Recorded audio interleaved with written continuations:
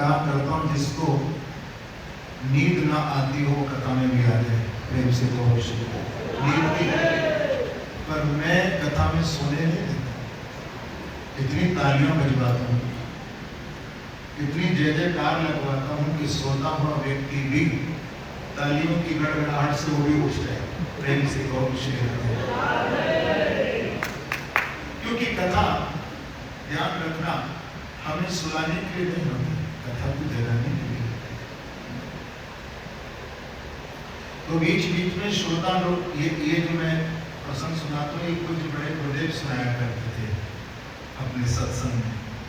तो बीच बीच में श्रोता लोग कहते थे सत्य वचन महाराज, क्या बोलते थे? तो आप भी बोल रहे हैं, जैसे जैसे मैं कहूँ वैसे वैसे आप भी बोल रहे हैं।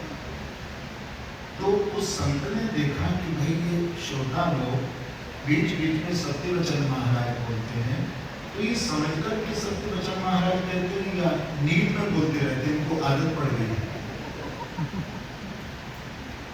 ये आपके ऊपर सुनाया जा रहा है, क्योंकि मैंने पूछा था संघर्ष, आप किसी को उत्तर नहीं दिया, इसलिए मुझे सुनाना। तो संत ने कथा कर दी बंद और व्यथा सुनाने लगे। एक बार हिमालय पर्वत से एक मक्खी उड़ी, श्रोता बोले सत्य वचन महाराज। आप लोग भी गए ना, जोर से बोलो। उड़कर के वो मक्खी कहां से आ रही थी? हिमालय से। उड़कर के वो मक्खी एक हलवाई की, माने मिठाई की दुकान पर आई। श्रोता बोले सत्य वचन महाराज। जोर से बोलो। और उस मक्खी ने अपने पांव में 5 kg का बर्फी का पीस दबाया। कितने केजी का? 5 kg। और उड़कर के हिमालय की ओर चली गई। श्रोता बोले, तो जो संत कथा कर रहा था उसने समझ लिया कि सो रहे हैं और जोर से अपना माथा ठोका और कहा कि खा तो वचन महाराज।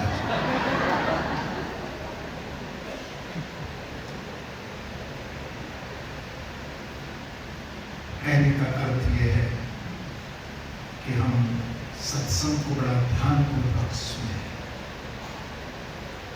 कथा इस कान से निकाल करके इस कान से डालकर इस कान से नहीं निकालना है।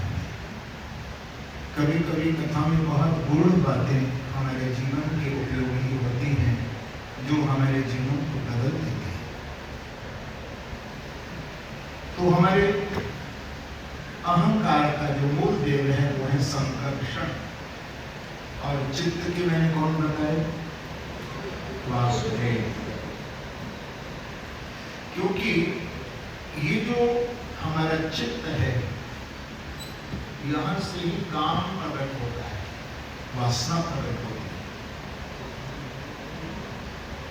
है। एक माली था, ध्यान से सुनो।